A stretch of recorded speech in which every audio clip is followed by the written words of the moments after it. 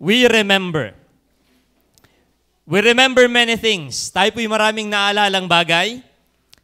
Sabi nga sa Google, ang human brain, ang ating utak, ay may capacity around 2.5 petabytes or 2.5 million gigabytes. Ganun pala kataas ang ating capacity na mag-memorize. 2.5 million gigabytes. So, ilang terabytes ito? Kung tutuusin, trillions of bytes of information ang nasa sa ating utak. Billions of neurons. Ibig sabihin, ang dami nating naaalala kasi ang ating brain ay may capacity to recall, to remember many things. And memory plays a crucial role in not only recalling past events, but also in imagining future scenarios and planning action. Napakahalaga ng pag-alaala. Hindi lang para may maalaala, kundi para ating matakbo po ng tama ang ating hinaharap. So tayo ay may capacity makaalaala. Ngayon, yung hashtag na we remember, yan palang word na we remember ay ginamiting hashtag ng mga Jewish in their commemoration of the Holocaust. Kung yung maalala po, yung we remember, laging binabanggit ng mga Jewish, never again. What is never again na binabanggit nila? They remember the time na 6 na milyong Hudyo ang pinagpapatay ni Hitler during the Holocaust. And ang kanilang hashtag, we remember that. Aming inaalala na never again na kami ay maaapi pa ng anumang bansa. Kaya ganun na lang sila katibay na bansa as of now. They remember what happened to them hundreds of years ago. Bakit may Lord's Supper? Because we also remember ang ginawa ng Panginoong Jesus para sa atin. Alam niyo kung bakit banal po ang Lord's Supper? Kasi nga ito'y Lord's Supper. Ito'y sa Kanya. Okay? So kaya po ngayon po hapon pong ito, but for us, yung word na we remember is a simple reminder to us to remember the most important person we remember, the Lord Jesus Christ. And that is why the Lord instituted 2 ordinances. Yung baptism natin, which is both, and the Lord's Supper, which both pictures Him for us to remember lest we forget. Bakit kailangan po na mayroong mga ganito pa? Bakit may kailangan pa ng ganito? Iligtas na naman tayo. Kasi tayong tao ay makakalimutin. Okay? Kaya the Lord instituted these 2. Baptism, pagka tayo nilulubog, it talks about His death, burial, and resurrection. Lord's Supper naman, inaalala natin kung paano yung kanyang katawan at dugo ay tumigis dun sa krus ng Kalbaryo, 1,000 taon na ang nakakaraan. So ngayon pong hapon, ilang bagay na we need to remember when we are taking the Lord's Supper. Number 1, sabi sa verse 24 and 25, ako lang ay nagtaka po ng kaunti, bakit laging 1 Corinthians 11? Binanggit din naman to sa Matthew. Kasi ayon sa mga scholar, mas unang nasulat pa ang account ni Paul bago ang writing ni na Matthew. So, kaya may mga pag-aaral na gano'n. Dahil ako, ba't hindi ang i-quote natin ay Matthew o kaya yung nasa aklat ng John? Wala namang problema po yun. Kumbaga sa, malimit na sa mga preacher, kung ano yung earliest na writings, doon sila nagbe-base ng kanilang teaching.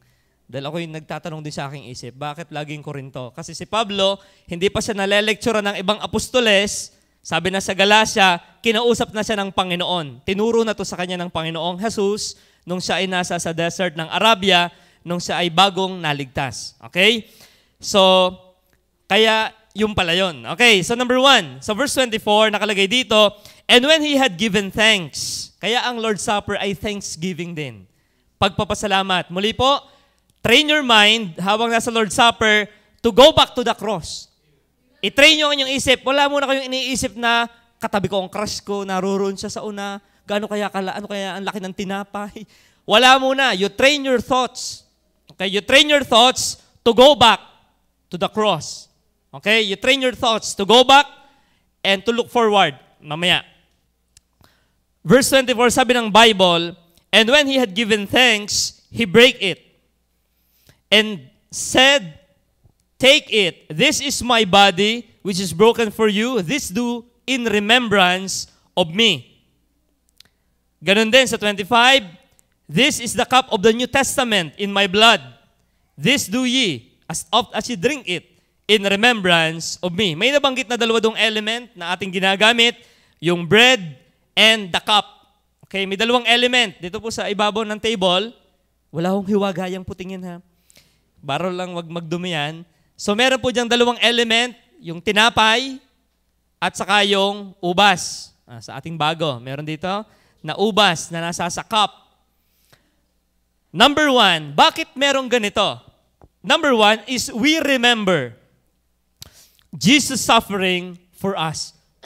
Saan natin makikita yan? Doon sa word na my body, my blood. Ang sabi ng Panginoon, this is my body. At doon sa isa naman, binanggit niya, my blood. Ano po yung ating makikita rito? During the Lord's Supper, mga kapatid, kaya ito ginagawa ng early churches noon, historically, bakit ba ginagawa ito? For us to remember the suffering of the Lord for us. Pag ating pong binasa, gaano ba yung naging hirap ng ating mga, kanina may pinanood tayong video, yung bata ay nadurog para makatawid yung train. At nang maligtas ang mga sakay na walang namamalayan sa nangyayari. Ganon din tayo. 2,000 years ago, may namatay sa krus ng Golgotha sa Mount Calvary. We do not know that. Alam niyo na ba yun dati? Hindi natin alam yun na merong dinurog ang Ama sa krus ng Kalbaryo para lang ikaw ngayong kasalukuyang panahon ay maligtas. We do not know that. Anong malay natin doon? Alam lang natin, basta tayo pasabong-sabong, patong-itong-it. We are doing our things. Pero naplano na ng Diyos na tayo iligtas niya. That's why, during Lord's Supper, we commemorate, we remember yung suffering ng ating Panginoon. Tingnan po yung kanyang suffering. Hindi lang sa krus in prayer pa lang. Kung yung mababasa sa Biblia, in the garden, he wasn't just praying, he was crying. Tandaan niyo po, sa Gethsemane, hindi siya nagpe-pray doon na, Lord, baka naman pwede baka naman pwedeng palampasin to. No, he is crying. As human, 100% human, he is begging the Father, kung maaari lang, pwede kang may iba pang way. Bakit? During the prayer, he is sweating blood. Sabi po ng Luke 22:44 ng Bible, yan ay ating tingnan sa Luke 22:44 ng salita ng Diyos. Kaya yung kanyang agony, physically, pag ating binabalikan, hindi po ito madali. 22:44.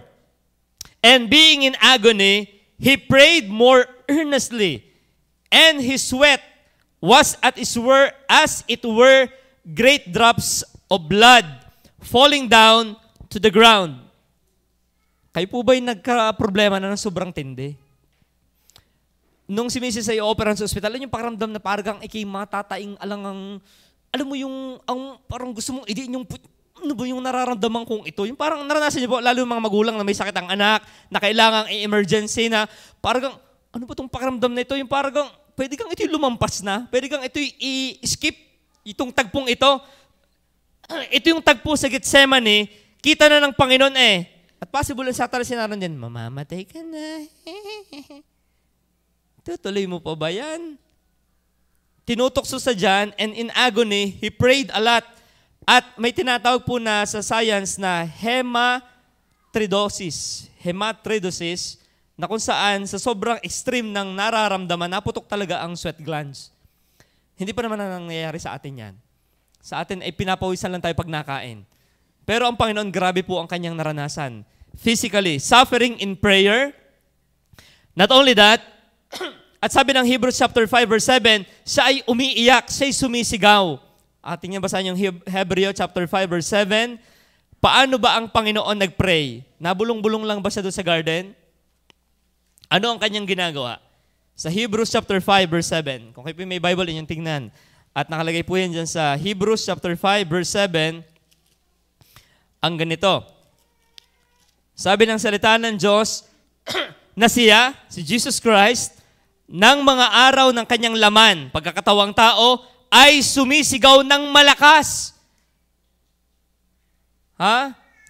Naghandog ng mga panalangin at ng mga daing. Paano siya dumaing sa Ama during that time in Gethsemane? Sa Garden of Gethsemane. Sumisigaw ng malakas at lumuluha. Nagawa niyo na po bang mag-pray ng ganyan? Marahil sa mga tatay na matindi ang nararamdaman sa pamilya o ng inay, pero yung ganitong katinding agony, hindi pa natin ito nararanasan. Ginawa yan ng ating Panginoon. Kaya we remember Jesus suffering for us, na ang Panginoon ay nagsuffer para sa atin in prayer pa lang. Grabe ang kanyang pananalangin para sa atin. Number 2, under niyan ay suffering in trial. 3 illegal na trial ang nangyari. 6 na illegal na trial ang nadaanan ng ating Panginoon. 3 religious at 3 civil. Tandaan nyo, pinagpasapasahan siya ni Pontius Pilate, kay Herodes, maya-may ibinalik, maya-maya ay Caiaphas, balik, siya'y pauli-uli ng madaling araw ang pag-aresto sa kanya. Okay? And during the trial, he was mocked. Siya'y niloko-loko, piniringan, sinampal, hulaan mo kung sinong sumampal sa'yo. He was slapped. He was punched. Ang sumusuntok po yung mga Roman soldier, mga 6-footer. Malalaki ang katawan, Brother Nico. Yun ang nasuntok sa ating Panginoon.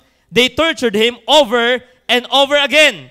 Anong ginawa ng Panginoon? He never fought back. He could have called 10,000 angels.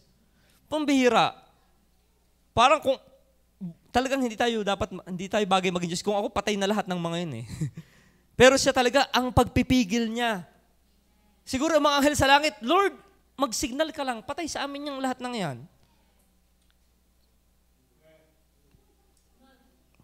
Pinatigil niya. The Lord is able to wipe them all out.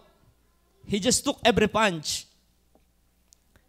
Every false accusation, Jesus was willing to do whatever it took. Grabe ang ginawa ni Jesus para sa atin. His suffering in prayer, in trial, in torture. Malimit na-discuss natin ni Andrew minsan sa isang Bible study, kung paano ang Roman soldiers are experts at torture and death. Kung kayo may gustong kilala, na magaling pumatay at man-torture, ang tanongin nyo ay ang mga Roman soldier. Yan ang dalubhasa sa pagpapahirap at pagpatay. They stripped the Lord, tinanggal ang damit ng Panginoon, ikinabit sa isang poste, at nilatigo ng Roman flag room. Ano ba yung flag room? Yung pamalo. Kita nyo sa Passion of the Christ na movie na pinapanood natin dati, 12 strand ng leather. Sino rito napalo ng bata ng belt? Nung bata po yung napalo ng belt. Umamin na kayo, okay mahiya. Belt. Hindi pa buckle sa belt. Isa lang yung strip. Ito 12 na may nakatahi na mga buto, bakal. Kaya ang tawag sa nilalatigo, half dead. Bakit? Merong hindi nakakatapos. Sa pa-40 at pa-39 count pa lang, labas na ang mga lamang loob. Labas na ang baga sa likod. Wala pa, sa kalahati. Kaya hindi na nakakaabot sa krus ang maraming dumadaan sa flagellation tinatawag. The Lord endured that. Para sa atin. Tayo nga hindi na ako mahal ng mama, napalo. Pinalo lang ng balahibo ng manok. At talaga, it hurts. Isasabihin kita sa bantay bata, naku po, ang naranasan ng ating Panginoon ay napakahirap. Napakahirap ng kanyang torture. Imagine, broken pottery, glass, nails, mabubog na hala ng kaunti, ouch, ang sakit. Ito talaga, ikinakabit sa leather ang mga bubog para ihaplit sa likod mong gayaan. Imagine yung parang, yung nakalmot ka ng kalmot pusang damo, aray, ang daming tinik-tinik. Imagine mo to, hahaplitin ka, hindi naman po bakla ang mga sundalong Romano. Ang katawan ng mga iniino, malaki pa kay Jerome at kay Nico. Pag humataw talaga yan, dapat mamatay kung kinakailangan na yung hinahaplit nila. They do that. He suffered torture. Over and over again. Nila haplit sa likod, haplit sa may puwitan, sa may binte. He is mangled ribbons of flesh, muscle, and sinew. Kaya sabi ng Biblia, wala ka nang mananasa talaga sa kanyang katawan. Ikaw ba yung haplitin ng ganon? Okay po, yung nasali sa fraternity, minsan pinupuro lang ito malapad pa. Kaya yung lapad, yung dating ng palo, medyo separated pa. Ito puro At sila, nagko-control pa, baka mamatay. Ito mga to, miski mamatay ka, wala akong pakialam. Sadyang papatayin kita. Ikaw ay criminal, dapat kang mamatay. Yun ang tingin nila kay Kristo habang kanilang nilalatigo. Suffering in torture. Not only that, suffering in crucifixion. Matapos na siya'y latiguhin, matapos na siya'y parusahan ng ganito, pinagbuhat pa siya ng krus. Mabigat po yan. At siya pa ang nagdala. To the point na nahirapan na siya, may nagbuhat ng isa. Nabasa niyo po yun sa Biblia. And, ang mapako sa krus ay hindi madaling bagay. Opo, siguro magandang discuss niya ng bukod. Sa pulso malimit talaga pinapako. Akala ko din eh. Pero mas malimit ay sa pulso. Bakit? Bahagi ng hand sa tradisyon ng Hudyo, ang wrist. Kaya pag sabing, in the hand, kasama dyan ang pulso. Kasi ang pulso ay may buto sa pagitan. Doon yun ang magdadala ng bigat ng katawan ng tao. Kasi ibibitin ka sa kahoy. Bakit nakamamatay ito? Hindi ka makakahinga. Sapagkat ikaw ay naka-bend. Sino napa-squat na rito ng bata? Kaya po naka-squat din ng bata. Parang ako ay naka-squat. Maaluan yan. Sa krus nakagaya ng ating Panginoon, naka-squat. Hindi siya nakatuwid, nakabaloktot ang binti. At ba't yung ginagawa? Pag nahihirapan ka ng huminga, itataas mo yung paa. Sisipain mo yung paa mo para makahinga ka. Kaso, yung paa naman na may pako ay napakasakit din. Ibababa mo ngayon. Mahaltak naman ang pulso mo. Imagine yung up and down doon sa krus na magaspang. Hindi po yun, hindi yun kinatam muna. Tatay, yung kita nyo rin daw, nasa lugsog kami noong isang araw. May naglaglag na kahoy dyan, muntik na silang tamaan. Imagine mo yun ang maliit lang yun. Ang Panginoon ay doon inilagay. At may binanggit sa Biblia na ang kanyang buto ay naalis sa joints. Posible yan ay nangyari nung inihulog na sa butas. Kita nyo sa Passion of the Christ. Nung siya ay naipako na, isinot yung krus sa butas, yung gumanon, dun yung verse na nasabi ng Psalms 22 na lahat ng kanyang buto ay nawala sa walang nabaling buto ha. Ang nakalagay, nawala sa joints. Imagine mo, madaling araw ka pa, wala kang kain, wala kang magandang tulog, dire-diretso ang trial sa iyo, nilatigo ka, dire-diretso talaga yan. He suffered a lot for us. Kaya itong ating inaalala, ito hindi ito maliit na bagay, kasi ang inaalala dito ay yung namatay para sa atin. Kaya pala sa Biblia, mamaya pupunta natin, pinapatay talaga ng Diyos ang nahamak dito. Kasi parang binabaliwala natin yung ginawa ng kanyang anak para sa atin. Kaya pala, dahil ba't papatayin? Nangatulog, yung gano'n. Ba't ang bigat ng... Yung pala pag binalikan mo talaga, ang inaalala ay hindi madaling bagay. Mahirap. And not only the crucifixion, the pain would have been excruciating. Ilang oras siya doon, hanggang 3:00 siya ng hapon. Middle East, hindi yan sa Amerika na malamig. Wala yan sa Australia ang malamig. Middle East time, napalo ng 50 degree outside. Nakabuyang-yang ka dyan. Tuyo ang iyong dugo, pawis, lahok-lahok na, ang lansa na ng Panginoon. Uhaw, naranasan niyang lahat yan. And finally, after 6 hours of tortured breathing, the end was near. Jesus looked up on heaven and said, Eloi, Eloi, lama sabachthani, which means, my God, why have you forsaken me? Mark 15:34. Iyan yung moment na inaayawan ng Panginoon mangyari. Hindi naman yung latigo lang eh. Hindi yun ang kanyang ikinatatakot na mangyari. Alam niyo po ba, sabi niya na, kung maaari lang ay ilampas mo ang cup na ito, hindi man siya takot sa suffering. Alam ko anong kanyang kinatatakutan? Itong tagpong ito. Na for the first time, ang Trinity, the Father, the Son, and the Holy Spirit ay kumawang. Yung relation ng Son sa Father ay nagkaroon ng ulap. That time. Kaya sabi niya, my God, why hast thou forsaken me? Doon lang sa tagpong yun sa umimik ng ganun. Tingnan niyo sa ibang mga aray, alatigo. Walang imik ang Panginoon. Wala siya doon no comment si Jesus Christ. But this time, na ang Ama na ang tumalikod sa Kanya. Dito niya nabanggit yung, my God, why hast thou forsaken me?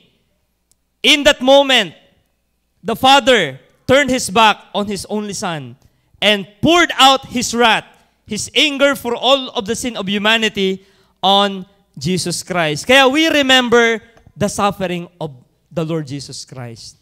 Hindi lang physical, yung emotional na suffering, na yung pinakamamahal niyang ama ay iniwanan siya that time. Bakit? Kumapit sa katawan ni Kristo ang dumi nating lahat. Imagine niyo po yun.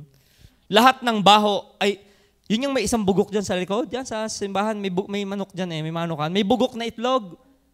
Kayo po ba'y tuwang-tuwa sa bugok na itlog? Ay kung 10 itlog na bugok ang magkakasama. Isang buong building ay puro bugok ng itlog. Talagang kabugok-bugokan ng amoy natin. Kaya tingin po, ang kasalanan, talagang bakit ang Panginoon ay ginanon ng Ama, naipon sa katawan ni Kristo ang kasalanan lahat ng mga pinili. Siya ang nagdala ng ating mga kasalanan. Kaya, what we remember? Number 1, we remember Jesus suffering for us. Mamaya, hawak niyo yung tinapay. Mamaya, hawak niyo yung ubas na nasa sa maliit na cup. Every time you look at that, aalalahanin mo na grabe ang katawan ng Panginoon, nasira para sa akin. Grabe ang dugo na kinailangan tumigis para lang ako ay mapatawad. Kaya napaka-spiritual ng mga unang Kristiyano. Kahit nagkakape, Kuya Albert, nainom ng matcha coffee. Naalala ko Panginoon, para yung dugo niya ito na tumigis sa akin. At habang kinakain mo yung tinapay dun sa Starbucks, nagkalugaluganit din yun. Kaya spiritual talaga po noon. 10:31, whether you eat or drink, whatever you do, parang sila lahat ng kanilang kilos, inaaalala nila ang Diyos. Hindi yung tayo ngayon iputok natin, wala naaalala. Wala. Kaya ang mga Christian dati, napakasariwa lagi ng kanilang memory on the crucifixion. Kasi kahit anong kanilang ginagawa, kuya, nakain, nainom, lagi sila hindi lang, Lord, thank you po sa pagkain ito at saka sa hawot at saka sa ganare. Laging, hindi lang doon sila natigil. Ang kanilang utak ay nabalik lagi doon sa naganap sa krus na may body and may blood na kinailangang matigis para sa aking mga kasalanan. We remember Jesus suffering. Naalala niyo po ba yan? Huwag niyo yung kakalimutan. Kalimutan niyo na ang ibang mga bagay. Huwag lang ang ating Panginoon. Number 2, we remember Jesus suffering for us. His body was broken. His blood is spilled out. John 19. Hindi ko nabasa yung talata sa John 19. Nung sinaksak ang kanyang tagiliran, lumabas ay tubig at dugo. Dati ako nagpe-pray niyan yung 3 o'clock prayer. You died, Jesus, but the source of life flowed out for soul, and the ocean of mercy poured out. Di ba? Nung ako naging Kristiyano na, may tama din niya sa sinasabi. Ang dugo niya ay lumabas sa kanyang tagiliran, tubig at dugo. Bakit may tubig? Patunay talagang siya'y namatay na. Nag-rupture na ang kanyang puso. Sabi ng mga doktor, so pag sinaksak mo isang tao at dugo pa lang nalabas yan, baka buhay pa yan. Pag may tubig na kasama yan. So yan po, number 1, we remember Jesus suffering for us. Salamat sa Panginoong Jesus. Siya ang nag-suffer para sa ating mga kasalanan. Okay, number 2, we remember what? Sa 1 Corinthians chapter 11 verse 17, we remember, sabi nung, basahin mo natin yung talata sa 11:17. Sabi rito, okay, 18. For first of all, when you come together in the church, take note the word church. Number 2, we remember Jesus uniting us. Okay? Ano bang ating inaalala sa Lord's Supper? Not only the suffering of the Lord. Number 2, sabi ni Apostle Pablo, negative nga lang ang unang Corinto chapter 11 Negative ang kanilang ginagawa. Pero meron tayong idea makikita na ang Lord's Supper ay isang commemoration nagtatagpo-tagpo sa lahat. What do I mean by that? They are feasting on one type of bread. Nanawa niyo po? Sa Lord's Supper, merong isang type lang ng tinapay. Ano yon? Ay, ako'y mayaman, ako'y nakamamon, tostado. Sabi ng isa, hindi. Akin ay, ano itong tinapay na ito? secretary. Kalihim. Ang aking tinapay ay bread pan. O kaya yung namamahalin sa SM, ang tinapay ko yung bread talk. Walang ganyan. Ano mo pinapakita rito? During the Lord's Supper, may pinapakita rito ang Panginoon na because of His body, the bread, and one wine, one body, one blood of Jesus, we all partake. One Jesus saves us all. Sa Lord's Supper, isa sa dapat nating ma-remember dito, tayo ay ni-unite ng Panginoon. Ano ibig sabihin ng united ng Panginoon? Walang mahirap, walang mayaman, lahat ng tinapay magkakapantay. Kaya nga na-rebuke ni Pablo itong mga ito eh. Kayo kayo kakain o magpipista? Kayo ba'y mag-Lord's Supper o magpipista? Kasi dapat sa Lord's Supper, merong commonality. Mayaman, mahirap, same bread. Mayaman, mahirap, same wine. Anong pinapakita rin ng Panginoon? The Lord's Supper unites us. Kayo ba'y naligtas sa dugo ni Jesus? So pag hawak mo yung cup na yon, inaalala mo, dugo ni Kristo ang tumubo sa akin. Katawan ba ni Kristo ang nag-suffer para sa iyo? O katawan ni Maria? Kung kay Kristo, habang hawak mo yung tinapay, inaalala mo, one body suffered for me. One blood was shed for me. Ay, ang ganun din. Ang iigayon din, di tayo nga iisa. Yun yung pinapakita ng banal na hapunan. It is not only to commemorate or remember Jesus' suffering, it's also a remembrance of Jesus uniting us as a church. Binanggit po dyan yung word na church. So, kung ating makikita, meron tayong makikita ditong una, uniting us in one body. Dahil kay Kristo, Ephesians chapter 12, verse 12, sabi rito, for us the body is one, sapagkat kung paano ang katawan ay iisa at mayroong maraming mga sangkap, tama, isang katawan, maraming sangkap, at ang lahat ng sangkap ng katawan, bagamat marami, ay isang katawan. Gayon din naman si Kristo. Verse 13, sapagkat sa isang espiritu ay binabautismuhan tayong lahat sa isang katawan. Isa uling katawan. Maging tayo'y Hudyo o Griego. Pakinggan niyo po ito. Maging alipin o laya. Tayong lahat ay pinainom sa isang espiritu. Anong pinapakita ng talata? Lord's Supper. Anong ginawa ng Panginoon na dapat nating alalahanin? Una, niligtas niya tayo. Nung ikiniligtas, hindi, ligtas ka na, diyan ka na lang mag-isa. Taga-Bukal, diyan na lang kayo. Huwag na kayong paparin sa dagatan, ha? Ligtas na Marcelino, diyan na lang kayo. Ganun ba yon? No! Kahit tayo iba-iba, iba-iba ng muka, tingnan yung katabi, hindi muka-muka. Iba-iba ng kulay, iba-iba ng height, iba-iba ng wealth, iba-iba ng IQ, ng EQ. Pero ano nag-isa sa atin? Ang dugo at katawan ni Jesus. Kaya may Lord's Supper eh. Tayo magkakaiba, pero isang dugo ang tumubo sa akin, sa atin. Tayo magkakaiba, iisang katawan ang nag-suffer para sa atin. Yun. Kaya every time we take this, ating naalala na kahit ang kasama mo yung negro, incheck, pagmana ng palatayan, meron kayong common ground. Anong common ground? Hindi kami magkaintindihan. Pero pag alam mong ligtas yan, dugo rin ni Jesus ang tumubos doon. Katawan din ni Kristo ang nag-suffer para sa Kanya. Kaya may dahilan tayong magkaisa. Yun yung pinapakita ng Lord's Supper. We remember Jesus uniting us a church, as one temple, Ephesians chapter 2, 19 to 22. Iisa tayong templo. Kumbaga isang building, tayo ay kanya-kanyang, may lugar tayo dito. Sabi ng preaching ni Brother Mark kanina, ni MJ, tayo ay, kaya inilagay ng Diyos ay may purpose ka. So tayo ganun din po, iba-iba tayong sangkap, pero isa yung nagbuo sa atin, si Jesus. Pwede bang magmalaki ang kisame sa sahig? Ang pangit mo ga, wala kang ilaw. Itanggal ang kakayanan ng sahig, paano ka maging kisame? Okay? Ang poste, nakatago naman. Lahat ng piyesa ay mahalaga. Kailan nangyari yan? Because of the one blood and one body, we are feasting. Sa totoo lang po, nung unang panahon, ang Lord's Supper, isa lang talagang cup. Yung isang malaking cup. Tapos ipagpapasapasahan. Ang problema, may matakaw talaga. Pagtapat sa kanya, uy, ako pa!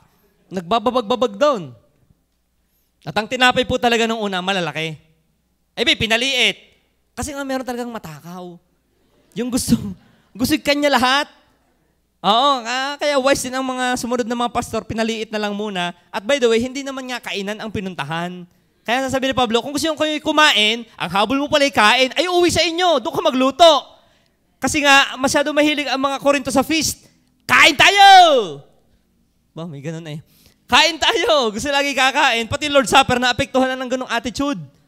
Ba't kakunti ang handa? Isa na isang laging matakaw, kaya pinaliit na lang po yan. Okay? Then may nagtanong kay Dr. Piper, bakit pinaliit ang tinapay? Ay dati malalaki naman yan, parang gapit sa pie. Okay? So number 2, we remember Jesus uniting us. John 10:16, not only one body, one temple, one flock. John 10:16, ano sabi ng talata ng salita ng ating Panginoon? Mayroon akong ibang mga tupa. Kausap niyo yung kanyang mga alagad na. Meron akong ibang mga tupa. May binabanggit ng other sheep na hindi sa kulungang ito. Wala pa, hindi pa ligtas, hindi pa napapadagdag. Sila'y kailangan din namang dalhin ko. So, talagang ang maliligtas ay maliligtas at kanilang diringgin ang aking tinig. Tingnan po itong sabi ng Biblia. Sila'y magiging madaming kawan. No. Isang kawan. At, ano nakalagay? Magkakaroon ng isang pastor. Sino yon? Si Jesus Christ po yun. Ang Korinto yung magulo eh. Ako'y kay Pedro. Ako'y kay Pablo. Mas magaling yung akin, si Apollos. Di ba? So nililiwanag ng Panginoon, in Christ we are united. Kaya pag tayo naglo-Lord Supper, mahirap ka man, mayaman ka man, Hudyo, Grego, ikaw ang boss, ikaw ang tauhan, pag naglo-Lord Supper, we have common ground. One blood, one body, both us all. Walang iba. Hindi mas siguro mas royal blood yung ibinili sa mayayaman. Hindi. Same blood. Siguro mas machong body yung namatay para sa mas mayaman. No. Same body of the Lord. Kaya meron tayong common ground. That's the body and the blood of Christ na ating inaalala every time na tayo ay nagpapartake ng banal na hapunan. So we remember Jesus uniting us kaya ang tawag sa atin ay church. Pinagkaisa niya tayo. Totoo po ba yan? Kaya sabi ni Pablo, nalulungkot ako may division sa inyo. Di ba? Kaya sabi niya, may division sa inyo. Dapat nga hindi kasi divided. Okay? Dapat tayo ay united in Christ. Okay? Kaya sabihin mo sa iyong katabi, ano sasabihin mo sa iyong katabi? Okay. We are one. Yan. We are one. Tayo ay iisa. Pero hindi man iisa yung ating iinuman mamaya. Okay. Isa lang klase ang ating iinumin. Okay? So we remember Jesus uniting us. Baka delikado yung isang iniinuman. Alala ko may ubo eh. Ay, doon din nainuman tatay eh. Okay, iwas ka pa doon sa may TV eh. Yun, natapatan mo ganun din pala uminom si pastor. Parang doon din nainuman tatay. Okay, so joke po yun. Hindi yung bahagi dito. Okay, seryoso nga tayo. So number 1, we remember. So Lord's Supper is remembrance. Remembering what? We remember Jesus. Jesus, anong ginawa ni Jesus? His suffering for us. Number 2, we remember Jesus uniting us. Verse 27 ng chapter 11. 1 Corinthians chapter 11. Sabi po ng Bible sa 11 verse 27, kaya't ang sino mang kumain ng tinapay o uminom sa saro ng Panginoon, ito na di nararapat, ay magkakasala sa katawan at dugo ng Panginoon. Okay, ano ito? We remember Jesus. What is He doing? What He is doing to us? He is purifying us. Ang sabi ng talata sa 32, but when we are judged, sa English basahin natin, we are chastened of the Lord, that we should not be condemned with the world. Okay, ating paliwanagin po. Ano yung purifying us? Every time we partake the bread and the grape juice or yung wine, sa term na ginagamit, pag hawak natin yan, alam niyo po ba yung tinapay na yan, walang lebadura? Tama ba sa mga nagluluto? Mga nagluluto. Ito ba nilalagyan ng leaven? Bawal yung lagyan ng libadura, ha? Okay? Bakit? Ang libadura ay simbolo ng kasalanan sa Biblia. Hindi po masama ang pampaalsa, ha? Kailangan yan. Ang idea ng pampaalsa, daya. Hindi yun ang original niya talagang... Kaya bibili ka ng pandesal, 5 piso ang isa. Nung pinirat mo, ay gagakulangot na eh. Bakit? Ang nagpalaki lang ay libadura. Okay? Ibig sabihin, pandaya yon. At hindi naman po masama yon sa... Huwag lang puro libadura na pagkagat mo, puro hangin. Ay, yung kagayong loob. Okay? Ngayon, anong ibig sabihin ng tinapay na walang libadura? Wala siyang tuong lasa, pero totoo siya. Ano yun? Walang masyadong lasa. Plain. Manipis.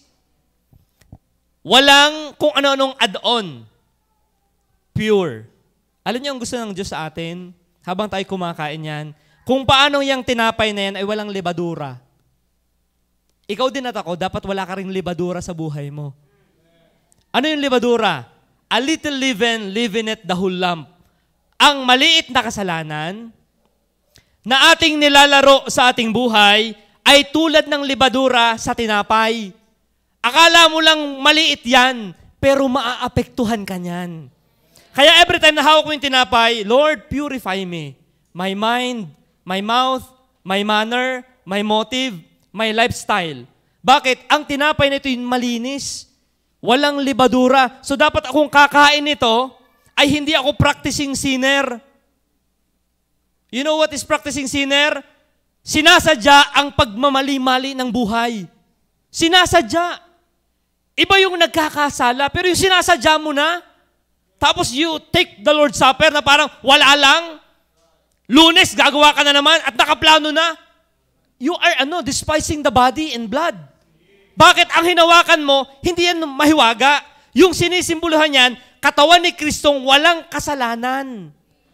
Tinapay na walang libadura. Kaya ikaw nakakain, ako nakakain, dapat talaga habang tayo nakupo, Panginoon, show me yung mga kasalanang baka nalalandi ko na hindi ko alam na mali na pala. Upang ang ating pag-take nito, hindi tayo may, alam niyo yun?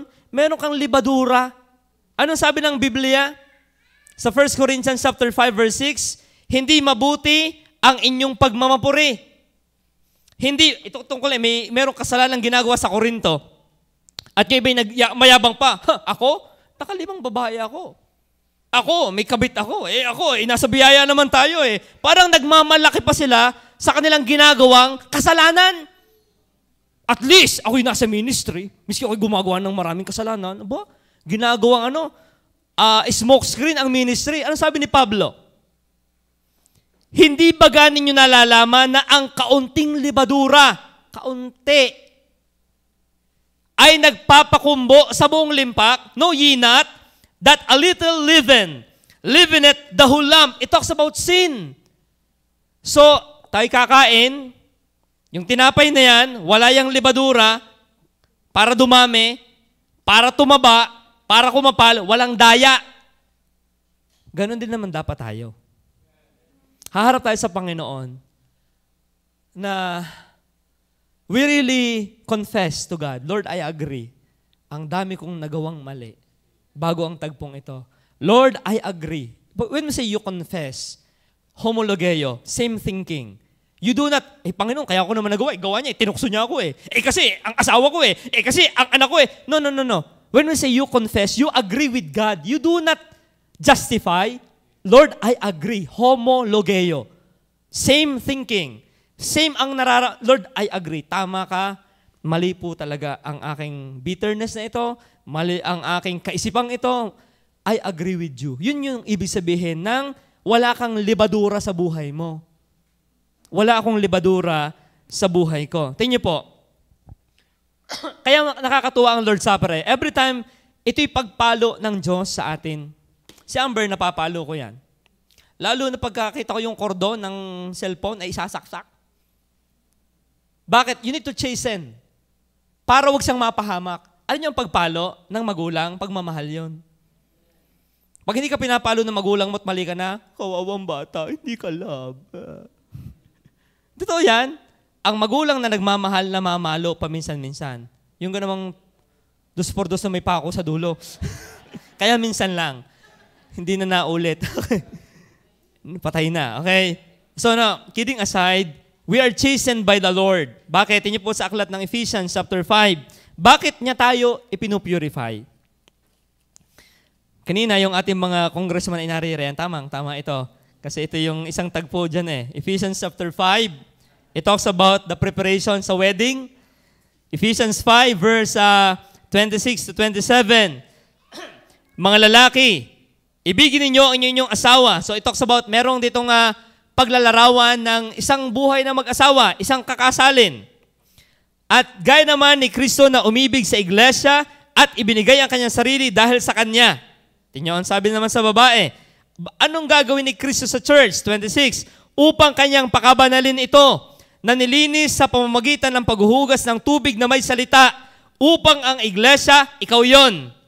Yung kaninang tinalakay natin, one body.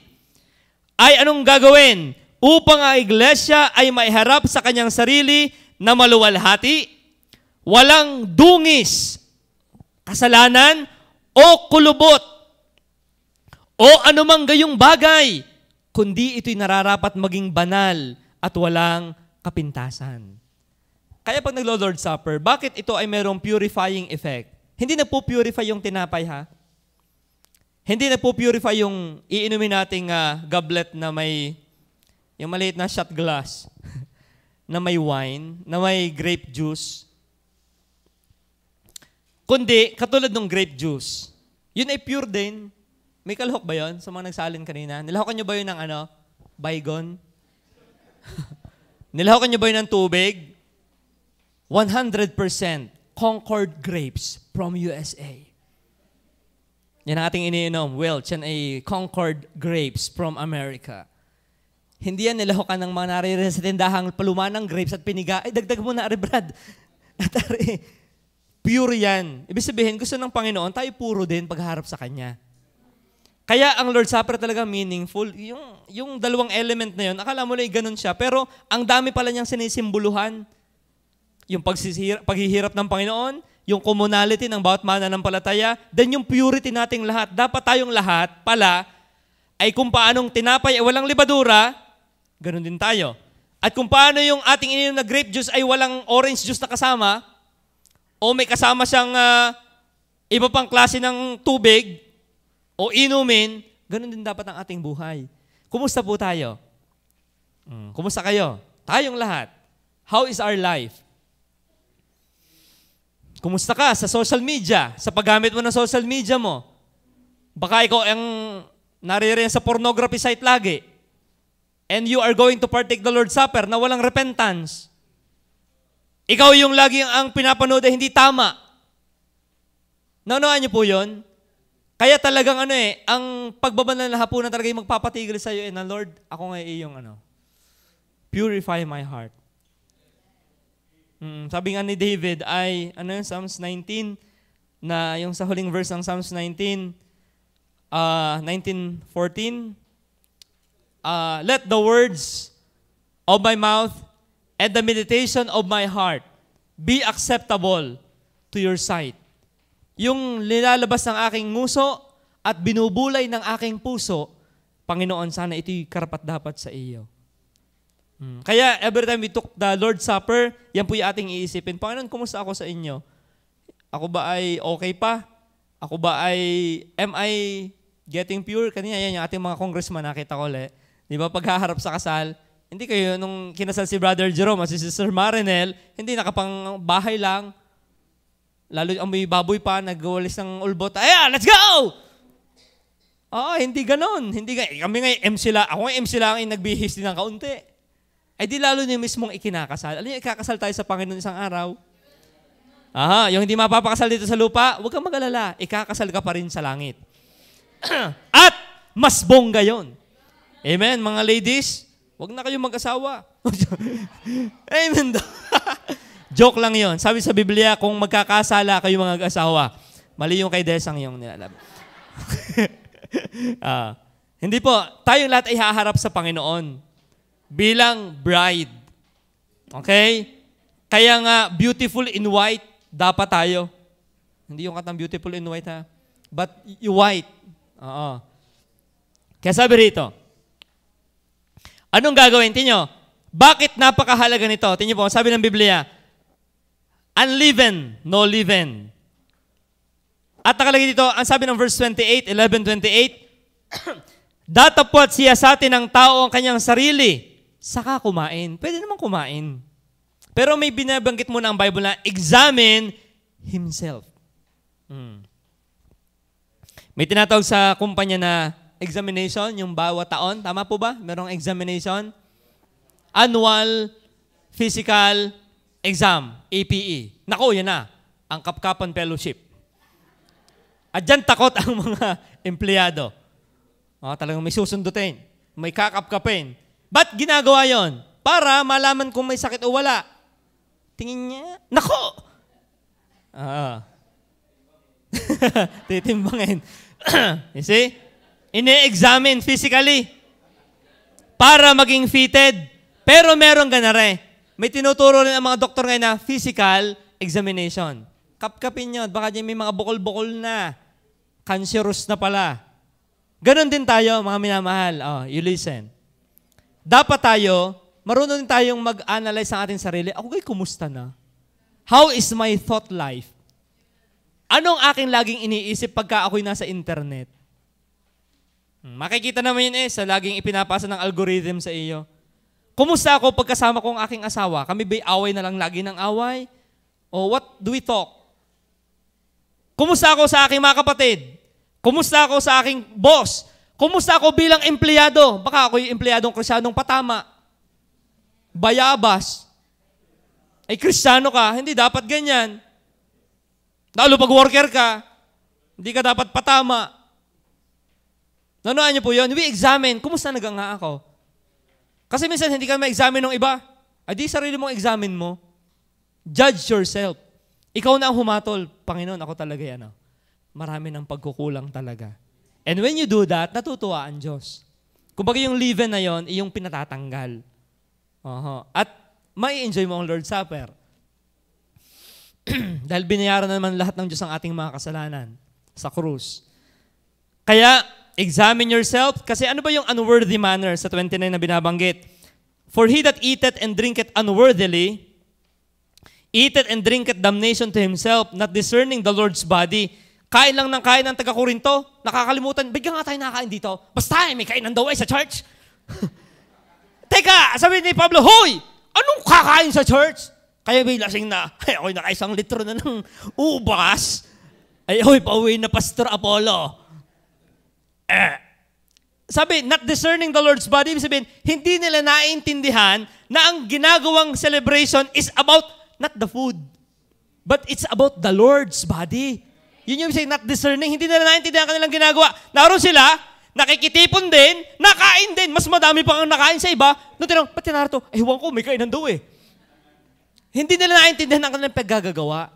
Yan yung kumakain ng unworthy. Hindi niya iniintindi ang kanyang ginagawa. Ibig sabihin, kaya kanina ko pa sinasabi sa atin, when we are in the Lord's Supper, train your mind nang yung iniisip ay ito. Itong ating ginagawa, yung ginawa ng Panginoon sa atin. Kasi pagka ganyan, wala ring silbihan, naririyang ka nga, pakain-kain ka din, bakit mo ginagawa? Ay, uso. Hindi mo alam, it's about the Lord. Yung unworthy, ritualistic, you do that ritualistically, nung tayo Katoliko, kling, kling, kling, kling, kling, ding, ding, ding, ding, ding, ding, ding, ding, ding, ding, andal. Di ba? Ritual lang, indifferent, hindi alam kung anong ginagawa, walang silbi, hindi yan mahalaga. unrepentant, kain ng Lord's Supper na wala namang pagsisisi, bitter, may kapaitan sa puso, and any ungodly attitude. Yun yung mga unworthy manner na binabanggit. Tingnan nyo, gaano kaseryoso ang Diyos sa Lord's Supper? Yung laging nababanggit ng ating pastor. Verse 30. Dahil dito, marami sa inyo ang mahihina. Ano yung pinanggalingan? Yung paghamak nila sa banal na hapunan. Mga mahihina. Anong sunod pa? At mga masasaktin. Yan pala ay pwedeng gawin ng Diyos na magpadala ng sakit sa mga naglalandi ng Lord's Supper. Okay? Pwede siya magpadala ng karamdaman. Aba, niluluko-luko ito eh. Bigyan ko ito ng karamdaman. Okay? Hindi man niya lagi ginagawa, pero pwede niyang gawin. Okay? Tandaan niyo na, hindi man niya lagi ginagawa. Ay paano kung ulutan ka niyang gawa noon? Nanawa niyo yun? Hindi niya lagi ginagawa. Pero paano nga kung ikaw, ngayong araw na ito, doon tayo gawa ng Diyos. Nabigyan tayo ng sakit. Or, ito ang matindi, nangatutulog. Kaya nga, Lord's Supper eh. Yung nangatutulog dyan ay pinapatay na ng Panginoon.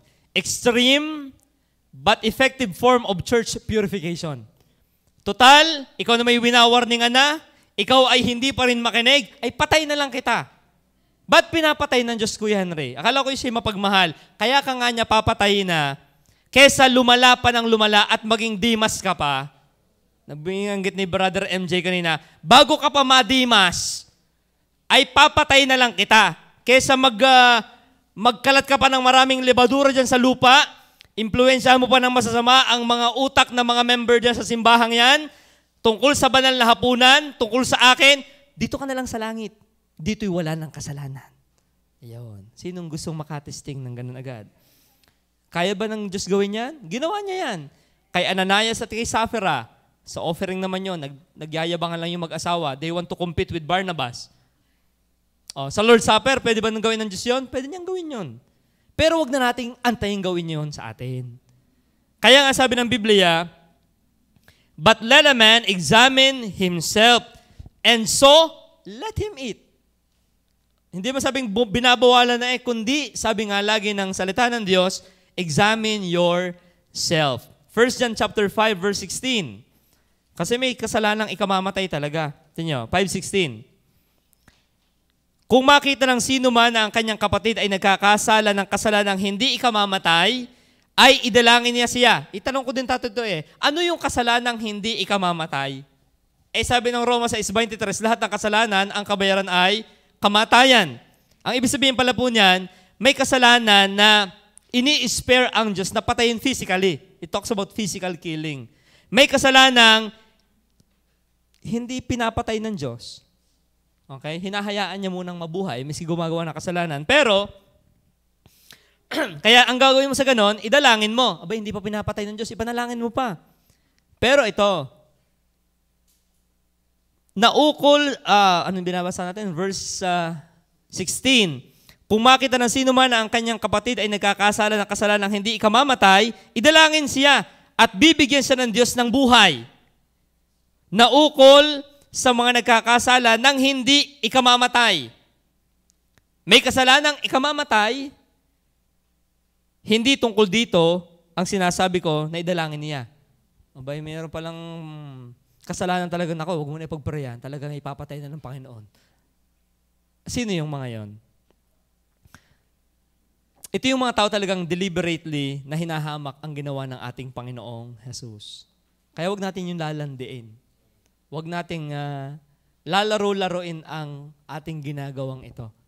Sapagkat isa sa pinatay ng Diyos at nagbigay siya ng halimbawa ay sa Korinto na meron siyang pinatay. Ganun siya kaseryoso sa kanyang ipinagagawang ito sa atin. So God is calling us to purify ourselves. By the way, ang Panginoon Jesus naman talaga nagpupurify sa ating mga buhay. Siya talaga yan. Basta, ang sabi po rito ng Biblia, examine yourself.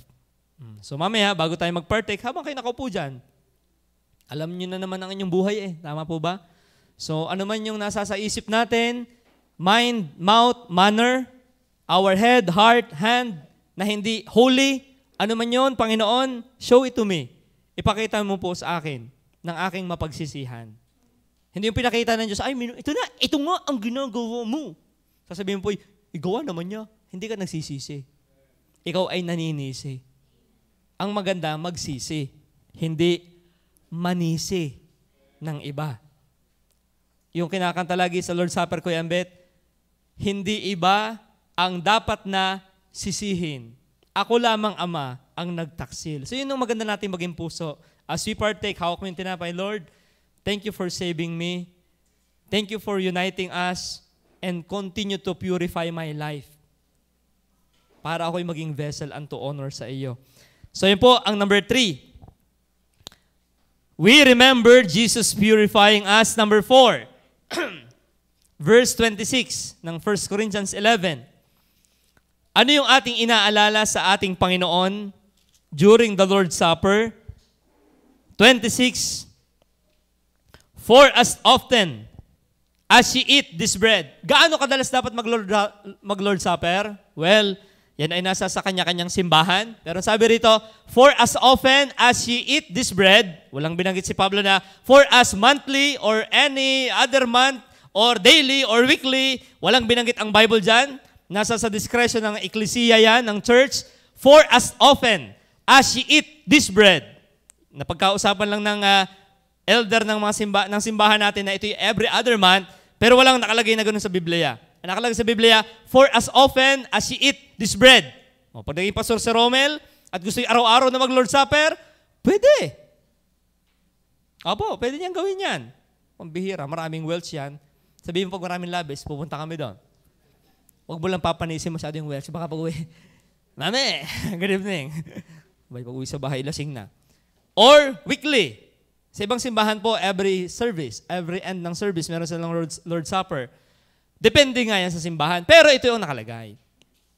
For as often as ye eat this bread and drink this cup, ito yung nakalagay, ye do show the Lord's death till He come.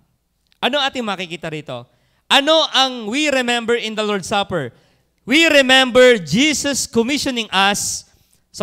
We remember Jesus commissioning us. Ano yung commission? You proclaim the Lord's death. May bisita po ba dito sa congregation? May bisita tayo? Meron? Si Hannah. Nawi-witness na naman to ni Ineng. Pero alam niyo po, sa mga Lord's Supper talaga, ito yung maganda. Why? During Lord's Supper, we proclaim. We do the commission of the Lord. Why? Pagka pinapaliwanag na yung element na ito yung katawan. Tinapay, simbolo ng katawan na nasaktan para sa iyo. Ito yung dugo, simbolo, ito yung grape, ito yung alak na simbolo ng kanyang dugo. Ito yung nag-aalis ng kasalanan. Ay di ba, you proclaim Jesus commission. Ano bang commission sa atin?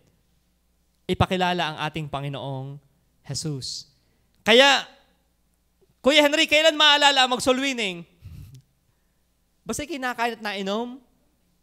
Pakinggan niyo ha. Basta ikaw ay nakain at nainom, maaalala mong mag-akay ng kaluluwa. Bakit? Ang sabi ng Panginoon, as often as you drink and eat and drink, ye show the Lord's death till He come. Kailan ka maaalala yung pagsusulwining pag Sabado lang? Hindi. Basta ikay may hawak na tinapay at may hawak kang inumin, lagi kang magre-reflect na may maaalala ka dapat. Alalahan mong ipakilala yung ang kanyang katawan ay nagkabasag-basag at yung kanyang dugoy natigis. Kaya wala excuse, hindi ko naalala mag-akay ng kaluluwa. Nakain ka ga? Nainom ka ga? Oo, ay dapat naaalala mo. Kasi sabi sa Biblia, as often as you drink and eat, ay maaalala mo na-proclaim, you show the Lord's death till He come. Lalo na yung formal na gathering na tulad nito. Na every time we partake this element, ating inaalala yung kanyang commission na ipakilala pa siya sa ibang mga tao till He come. Okay? So, yan po yan. Elements in the Lord's Supper. Points to incarnation, yung pagkakatawang tao, tinapay. Sacrificial death, nagkaputol-putol. Dugo. And the coming kingdom. We proclaim the good news picture in the Lord's Supper. Yan, yung pala yan. Every time we partake the Lord's Supper, ito'y pagpapaalaala sa atin. Kaya pwede kayo mag-soul winning sa mga estudyante, yung visual aid, pwede na. Anong dala mong visual aid dyan, Der? Ako po'y may Skyplex dito. Aba, ano yan? At ako po'y may sesto. Anong kahulugan nito? Magme-merenda na po tayo. Sir, okay. +5. Hindi. Pwede mo na yan magamit. Alam mo, friend, alala ko doon sa church namin, meron kami Lord's Supper, may tinapay, pinagpuputol-putol yung simbolo ng katawan ni Kristo nagkaputol-putol. Bakit nag-witness ka na habang nasubo ka ng Skyplex? Namatay siya para sa'yo. At itong sesto, meron kami nung nasa kopeta na juice. Simbolo yung dugo. Yung dugo niya ang tumigis. Di ba nag-witness ka na, nagme-merienda ka pa. Nanuan niyo yun? Kaya you can proclaim Christ. Whether you eat or drink. Tingnan, ang galing ng Panginoon sa basic niya nilagay ang element para madali nating ma-remember. Ang galing talaga niya. Nilagay niya inilagay niyang simbolo sa sarili niya yung lagi nating gusto, kumain at uminom. Mamaya, magkakape kami pagkatapos nito. Mga ng tinapay. Diga, paano mo makakalimutan ang Panginoon? Ay, lagi ka nakakait na inom. Yun, siguro makakalimutan mo siya pag hindi ka nakakait na inom. Kakain ka ba't inom? Nananaginip ka nga Sarap ng kape. Naunuan niyo po yun? Kaya, walang excuse para hindi siya ipakilala. Okay? Lalo na, ngayong hapong ito, talagang inaalala natin ang kanyang utos na you proclaim the Lord's death till He come. And finally, we remember Jesus commissioning us. Inyo pong pansin yung sinabi niya rito na verse 26. Sapagkat sa tuwing kanin ninyo ang tinapay na ito at inuman ninyo ang saro, kaya nga sabi ko dati, singular lang ang iniinuman nila, ang saro. Ngayon ay mahirap yan. Halimbawa, tayo 3,000 na membro na ng GAG, 4 na palapag na ito, hanggang doon, nabili na natin. Lord's Supper, bago pa nakarating sa dulo, Hoy! Patak na lang. Alala ko nung kami nagmomoksi po, ang pinapasa yung minumog, Kuya Ambet, kalahating basong tubig, mumumugin ni Ate Lome. Ipapasa kay Romel. Pagdating doon kay Mac S, malapot na. Malapot na talaga. Yun ay kalahating baso. Tubig malabnaw. Ay, nung minumog na naming mga mukse, pagdating sa duloy, malapot na. Tama, MJ? Malapot na. Nagkakaintindihan kami naman nag-CAT. Ngayon, kung ang Lord's Supper ay ganyan din, ito ay nasa sa, hindi imumumog, iinumin, meron talagang malakas lumag-ok. Isang lag-ok lang naman, Kuya Henry. Isang lag-ok. Ay, 1 litro yung lag-ok Kaya, minabuti pong, iatado na yan, okay? Pero kung ibabalik yung ganon, siguro pagka tayo sobrang sagana na, siguro isang drum na juice ang nadya dyan. Pansinin niyo po yun nasa verse 26, yung last part. For as often as ye eat this bread and drink this cup, ye do show the Lord's death. Ito po, take note, till He come. Kaya sabi ko sa inyo kanina, ang Lord's Supper ay looking back to the cross. You look back at the cross, Lord, thank you for your body. Thank you for your blood. I look back to the cross. Pero ito yung looking forward din. Ano sabi niya? Till He comes. Kung yung maalala sa Matthew 26:29, may binanggit ang Panginoon. Kaya nga ang tawag niya dito yung huling hapunan. Kung yung isipin, bakit huling hapunan? Niya. Hindi natin. Niya. Sa Mateo chapter 26:29, ganito yung kanyang nangyari sa Lord's Supper. Matthew 26. Tingnan po, sabi ng Bible. 26:29. Di dumampot ng saro, nagpasalamat, ibinigay sa kanila, magsiinom kayong lahat diyan. O yan na naman. Sapagkat ito'y aking dugo ng tipan na nabubuhos dahil sa marami, sa kapagpapatawad ng mga kasalanan. 29. Inyong intindihin ang sinasabi ng ating Panginoon. Bakit ito ay may looking forward na pagtanaw every time we took the Lord's Supper elements. 29. Dato po't sinasabi ko sa inyo, na buhat ngayon ay hindi na ako iinom nitong bunga ng ubas hanggang kailan? Sa araw na yaon na inumin kong panibago, nakasalo ko kayo. Damahin niyo to ha. Nakasalo ko kayo sa kaharian ng aking Ama. Sa mga may asawa na sanay kumain magkasama, Brother Jerome,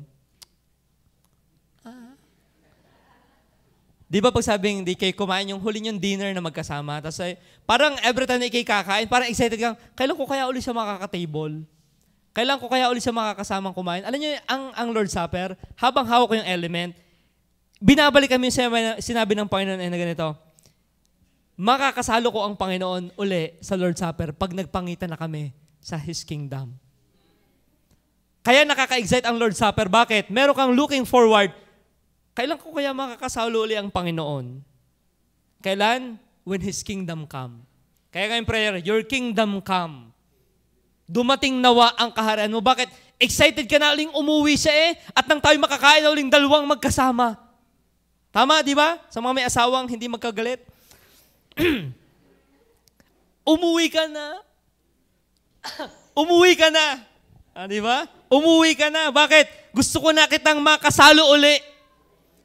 Every time we took this bread and we have this cup, naalala natin na ini-imagine natin tayo nasa sa table din, kasama ang Panginoon at umimig siya na, by the way, ito'y huli ko ng kain kasama kayo. Ang next na nito ay pagbalik ko na. Parang isipin mo, ang tagal na uli noon. So you look forward, meron kang expectation na darating ang panahon na tayo, hindi tayo na lang. Tingnan, pag naglo-Lord's Supper, tayo lang. Nasaan si Jesus Christ? Hindi natin siya kasama pa. Pero sa darating na panahon, sa His Kingdom, kasama na natin siyang iinom, kasama natin siyang kakain. Ay di kasaya noon. Yung ating pinag-uusapan lang ngayon ay makakasama na natin sa dako pa roon. Kaya, we remember Jesus coming for us. The Lord's death till He come.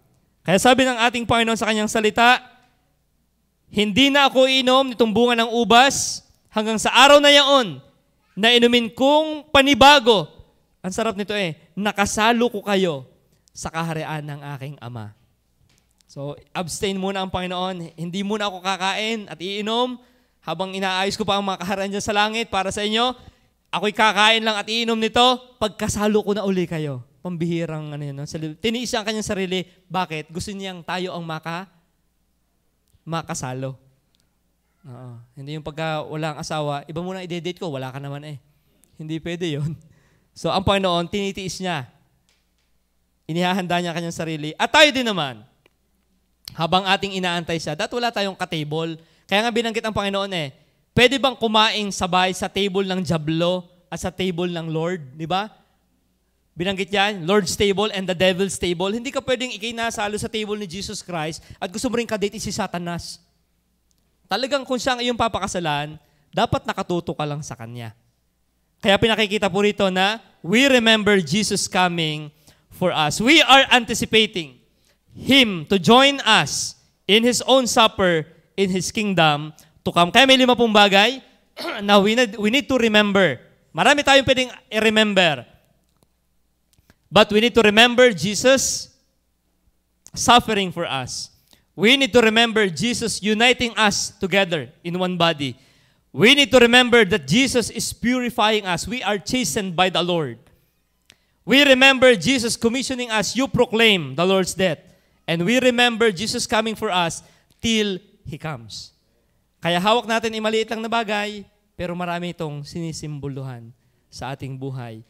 As the master teacher, the Lord Jesus used the common and simple things, familiar things, to all, bread and juice, for us to remember the extraordinary person He is.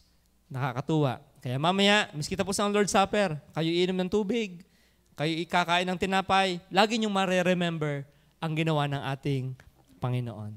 Tayo po'y manalangin. Salamat po sa iyo, aming Diyos, sa iyong mga salita na amin pong nabahagi. Ngayon po nga hapong ito, salamat po, napakayaman ng araling ito tungkol sa Lord's Supper.